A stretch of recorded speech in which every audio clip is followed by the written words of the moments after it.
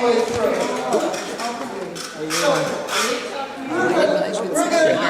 It's okay. This is not just a Purim Shpiel. This really is a form of a Megillah reading, because we are going to tell the story of Purim in our Shpiel tonight, so it is appropriate that we make the blessing for hearing the words of the Megillah before we do our Shpiel. And there is a special nusach, a special melody that's associated with this time of year that we use for the bracha on Purim. And it's a beautiful, delicate nusach, so I just want you to hear it. We'll make the bracha together. Baruch atah Adonai Eloheinu melech haolam asher kiddushanu b'mitzvotav v'tzivah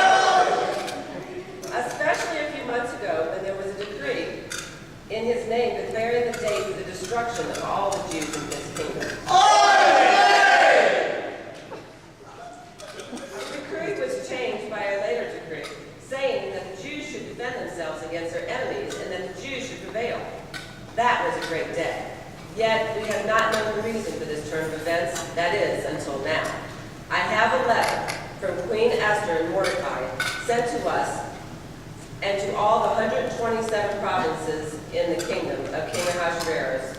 Behold, it explains what has happened these many months, what intrigues have been brewing in the palace. Not only that, it is written in the very elegant Hebrew that sounds delightful when it's chanted. Cantor, let me ask you to read this to us. Oh, yeah, I do that.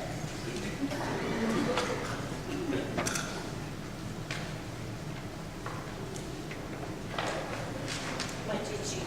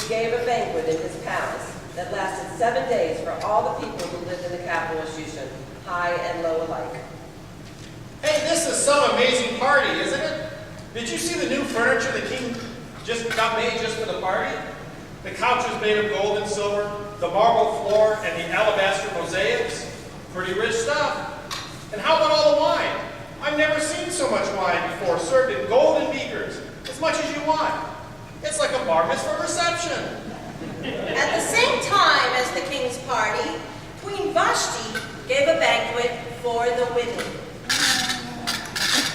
Wow. Isn't it a great party or what? This party got everything, I tell you. We got wine and golden couches and wine, lots of wine. But if there was one thing that would make this party even better, it would be some dancing girls. Yep, that would be swell. Let's see if we can't get us some dancing girls. Just a second. Hey, Queen Vashti! Vashti! Come here a second, my little petunia sparrow. Yes, my king. I live only to serve you. Yeah. Hey, Queen Vashti, this party is missing only one thing. What is that, my petty, drunken darling? Dancing girls. What this party needs is some dancing girls. Do you think you could get yourself and all of those women friends of yours, you know, the Rozansky group you've got? Maybe they could come do a little dancing here for the men. We love it, especially you. You're the hottest. You're joking.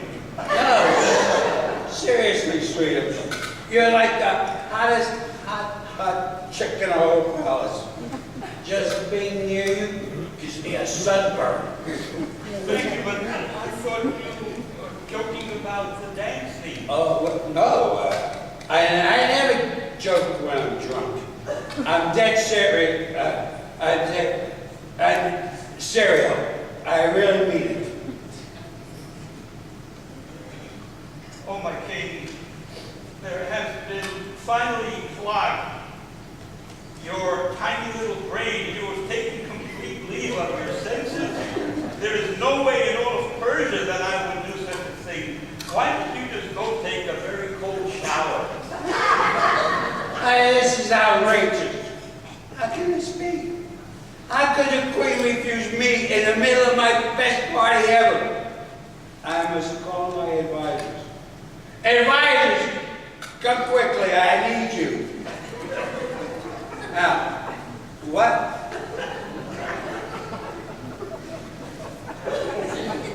What should be done according to the law to Queen Vashti, who has disobeyed my command? Queen Vashti has committed an offense not only against your majesty, but also against all the men in your kingdom. The queen's behavior will make all wives disobey their husbands. When they think about how Queen Vashti refused to dance for you, they will refuse to do as their husbands command too. I know this sounds paranoid, but I swear to you it's true. There will be no end of it. If it please your majesty, let a royal edict be issued saying that Vashti shall never again enter your presence. What? Are you nuts? She's totally hot. You know, I was standing next to her and I actually felt my skin get a little sunburned. Your majesty, please, a little focus here. Let your majesty bestow her royal status upon another who is more worthy than she. Let beautiful young women be sought for your majesty. Let your majesty appoint officers in every land of your kingdom to bring the most beautiful young women to the capital of Shushan. Let the woman who pleases your majesty the most be queen instead of Vashti. Indeed. This idea pleases me, good advisor. Wow, doesn't take much, does it? No, I'm fairly simple. Very well, very well. Then your wisdom will be heard throughout your realm, vast though it is. All wives will treat their husbands with respect. The proposal was approved by the king and his ministers. Dispatchers were sent to all the provinces of the king that beautiful women should be brought to Shushan to find a new queen to take the place of Vashti, and that every man should wield authority in his home. There was a Jew in the capital of Shushan named Mordechai, son of Yair, son of Shimi, son of Kish, of the tribe of Benjamin. He was one of the Jews who had been exiled from Jerusalem by King Nebuchadnezzar of Babylon. Oh, there was unpronounceable King Nebuchadnezzar! Mordechai was guardian of Esther, his uncle's daughter, for she had no parents. She was a woman of unsurpassed beauty.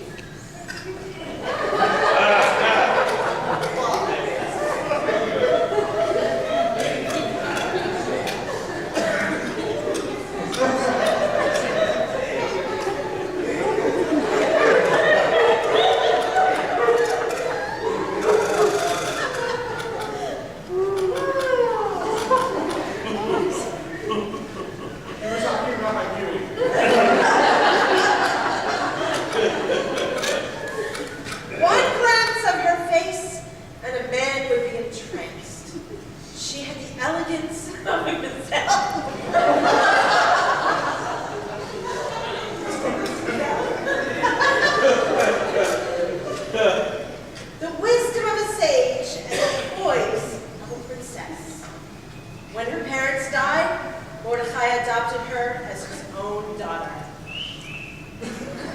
Mordechai! I've been told that I must go with the other young, beautiful women to the king's palace. Oh, Morty, I'm so afraid. What if the king doesn't like me? I just don't think you have to worry about that, my dear. Still, it's probably a good idea not to tell anyone in the palace that you're a Jew. A beautiful Jew. Esther was brought to the king's palace. The king's eunuch, the guardian of the royal harem, liked Esther and treated her kindly. He brought her perfume and fine foods. Every day Mordechai would walk in front of the court of the harem to find out how Esther was doing and what was happening to her. How's it going in there, Esther? Everything is wonderful, Morty. The king's eunuch is taking such good care of me. By the way, what's a eunuch? Unit. It's a computer operating system.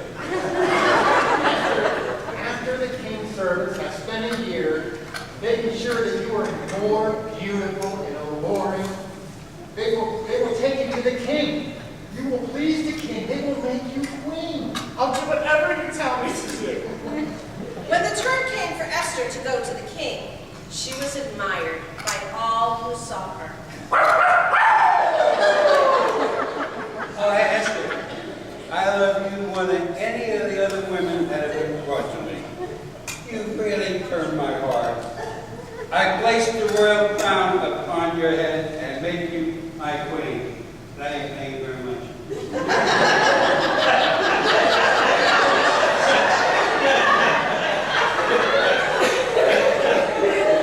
Hey, this calls for a celebration.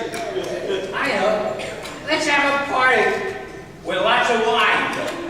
Esther, you're the queen. King has chosen you above all others. You've done so well. I owe it all to you, Morty. You taught me to be kind and brave. Now that you are the king's favorite, there is something you must tell me. Today, while I was sitting at the palace gate, I heard two of the king's eunuchs. His computer operating system? Yes, two of the king's computer operating systems. I heard them trying to kill King Shapiro. Oh, I heard them saying they were going to slit his throat in the night. Esther, you must tell the king. I'm telling him that you are the one who discovered the evil plot against him. Dear friends, I have some terrible, terrible news. It has just been reported that the evil advisor to the king, the one who has threatened our very lives, has been seen in this area. Be advised, friends, beware, because I believe he is coming to this very place. Friends, get ready. Here he comes, shockingly sinister, horribly heinous, endlessly evil, the one, the only, Haman!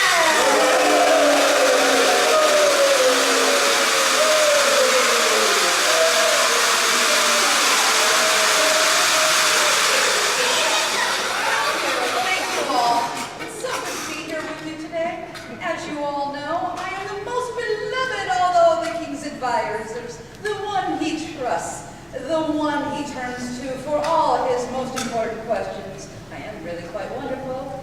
You know, the king has placed me higher than any of his other advisors. All the king's servants in the palace gates bow and prostrate before me. Prostrate? Are you sure about that? Positive. Really? Okay. They all prostrate before me. Well, not quite all. They don't all bow before you, Haman.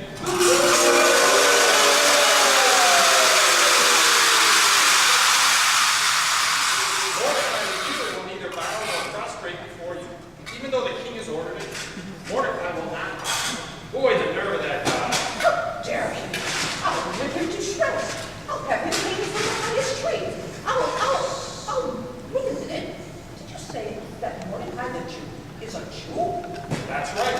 Mordechai the Jew is, in fact, a Jew. You're sure about that? Pretty sure. It says so right in his name, in my script too. Say that. See, it says right here, Mordechai the Jew is, in fact, a Jew. Oh. Well, that makes things even more interesting.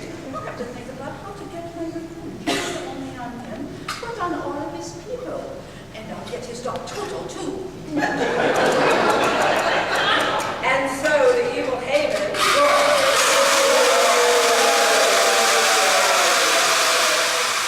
he concocted his plan.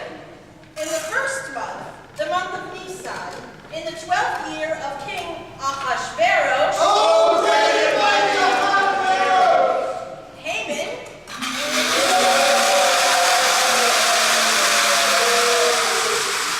he cast Pur, which means the lot, to determine the day and month to set for the destruction of the Jews. Finally, the lot fell on the 13th day of the month of Adar. Haman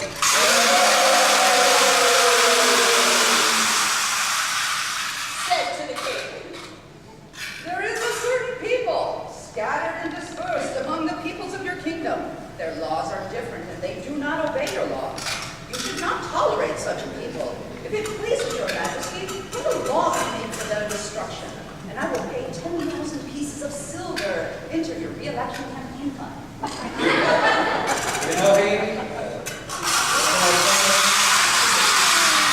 I'm lucky to have an advisor as wise and as generous as you. Do whatever you think is right. Oh, and make sure you make the check out correctly. Make it out 10,000 pieces of silver to Ahasuerus. ACASHVE.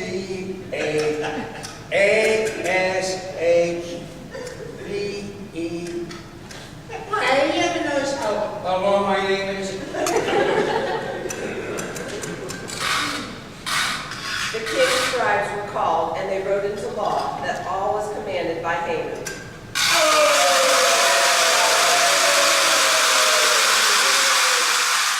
It was sent to every province of the kingdom, saying that on the 13th day of Adar, the Jews should be destroyed, massacred, and exterminated. All of us here in Shushan were left in amazement. when Mordechai learned all that had happened, he tore his clothes. Are you tearing your clothes? Yeah. And put on sackcloth and ashes. He went through the city, wailing a great and bitter cry. He came at last to the front of the palace gate. Queen Esther, have you heard? Mordechai is sitting at the palace gate wearing ashes and sackcloth. What can it mean? He's late for a Halloween party? Quickly, bring him to the palace. Bring him to me. Oh, Esther, have you not heard? Haman!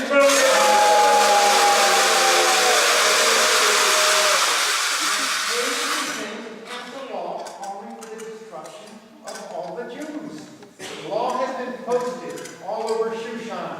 The Jews are in a state of panic. You must go tell the king, plead for the life of our people. But Lordy, everyone in the palace knows the rules. You can only enter the king's presence if he has called for you.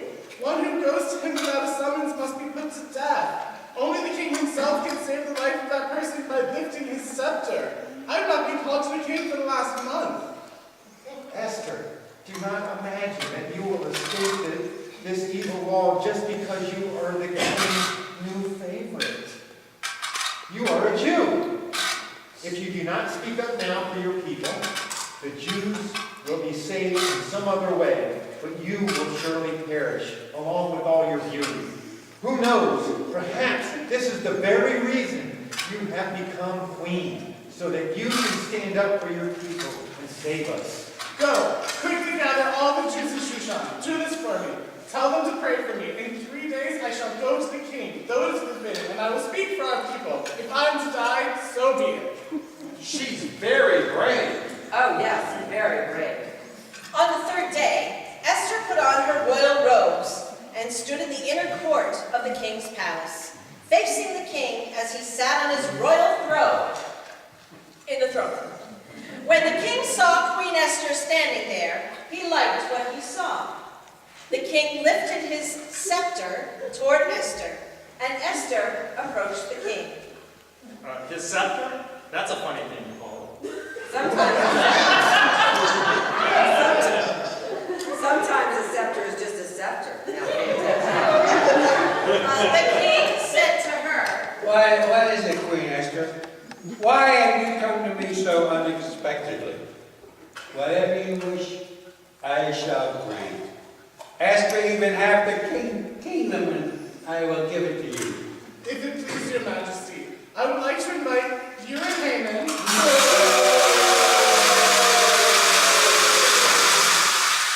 come stay to the party that I have prepared for you. A party? Why didn't you say so? There will be wine, of course, huh? Tell Haman.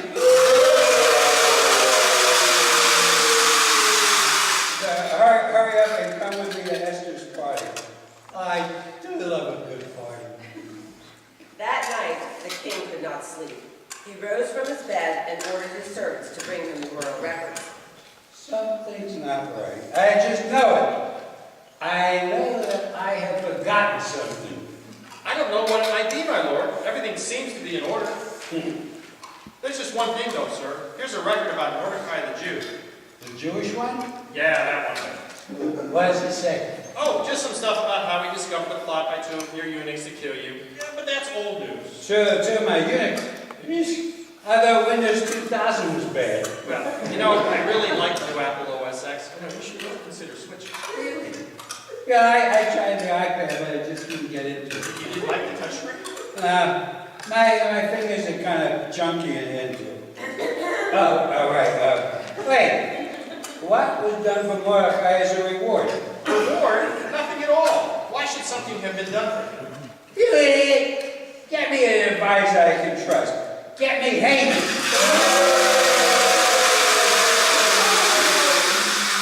Oh, the old magnificent one. Haman. What should be done for a man whom I wish to honor? Why, my lord, what can I say? First of all, let me say that I am truly flattered that you should want to give such an honor. I know that I've been working so hard for you, yet every day just seems to be as renewing and special as the last. Not a moment passes when I... Stop dilly-dallying. Just tell me, what should I do for a man whom I wish to honor? Yes, well, for such a man, let royal robes be placed on him and let him ride a magnificent horse from the royal stables. Let the man whom the king wishes to honor be paraded through the city while attendants proclaim, "This is what is done for one whom the king wishes to honor." Great idea. Quick, get the royal robes and the horse and do all those things with Mordechai the Jew. Mordechai the Jew? The Jew? Yes, Mordechai the Jew. Wait, no, wait, I thought you meant me. You dare to argue with me? Stop dilly-dallying.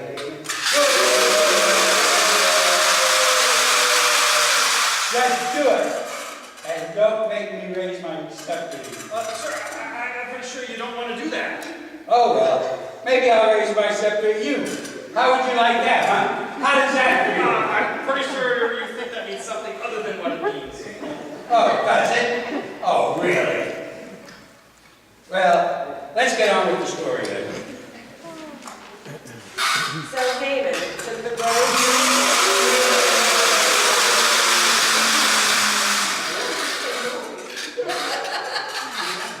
The robes and the horse addressed Mordechai and paraded him through the city square.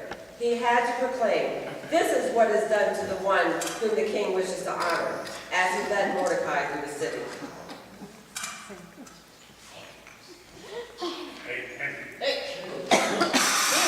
I have been so humiliated. Imagine me having to honor that rotten Mordechai who refused to bow down before me.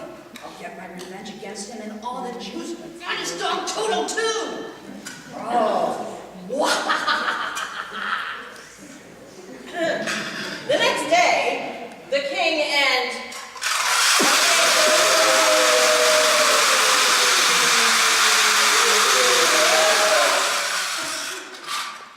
came to feast with Queen Esther. The king drinking wine again, said to Esther at the banquet, Whatever you wish, my little turtle dove canary, it shall be given to you. Whatever you request, my little butternut squash flower, even half of the kingdom, it shall be done. If I have found favor in the eyes of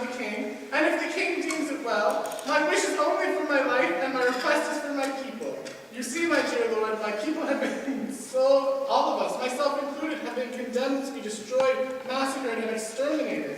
Had we only been sold into slavery, I wouldn't have troubled you, for the villain is not worth the king's trouble. What are you saying? Some villain has been plotting against my love, the queen? Who is he? Where is he who dared to do this? My master, the villain, is none other than the eternally evil, raucously reprobate, ornery, odious Haman.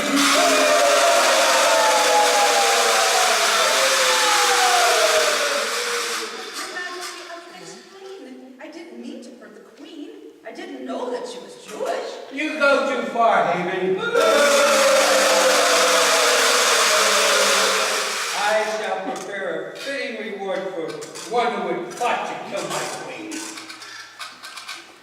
Oh, Master, please, don't kill him, don't let him kill him.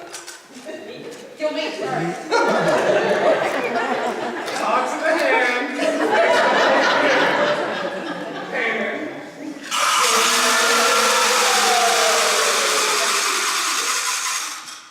Tell me about the mercy you were going to extend to the Jews. Is that what you had in mind? Oh, please, Esther. I don't want to die. I'm so young. I have so many people plotting days ahead of me. Please save me. Does he mean to ravish my queen in my own palace? Why, I ought to raise my scepter to you, you vile evildoer. Oh, please, sir, don't. Take him away, hang him. That very day, King Hashapiro gave the property of Haman to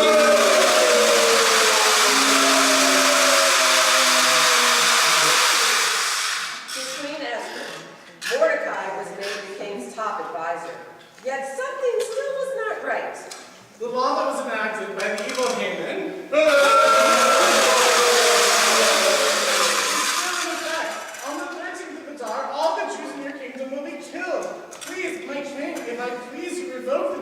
ordering the death of the Jews. How can I watch the disaster which will befall my people? How can I watch the destruction of my kin? Haman has been hanged for scheming against the Jews. You may write a new law as you see fit. Declare that the king will allow the Jews of every city and person to defend themselves against anyone who tries to attack them. And so, on the 13th day of Adar, the Jews were allowed to defend themselves against their enemies. The city of Shushan rang with joyous cries. The Jews enjoyed light and gladness, joy and honor. In every province and every city there was gladness and joy among the Jews. The following day, the 14th of Adar, that's today, was made a feast and a holiday. On the very day when the enemies of the Jews had sought to destroy them, the opposite happened. The Jews defeated their enemies. What is more, Mordechai was dressed in royal robes with a magnificent crown of gold on his head. He was now powerful in the royal palace, and his fame spread throughout all the provinces. Esther and I recorded these events and sent dispatches to all the Jews throughout the provinces, near and far. We told them to observe the 14th of Adar as a holiday every year, the day on which the Jews celebrated the escape from their enemies and transformed grief and mourning into festive joy. It is a day for sending gifts of food to our neighbors and sending gifts to the poor. Haman.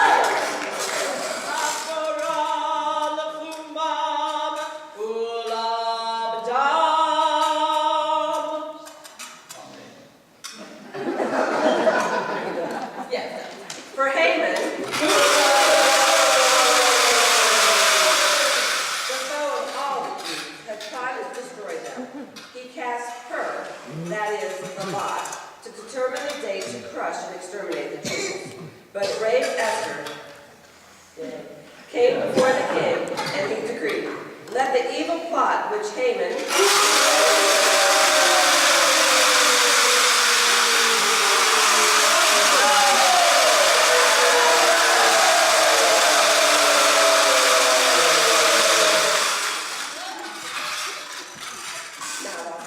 made against the Jews come back onto his head. That is why the day of rejoicing is called Purim.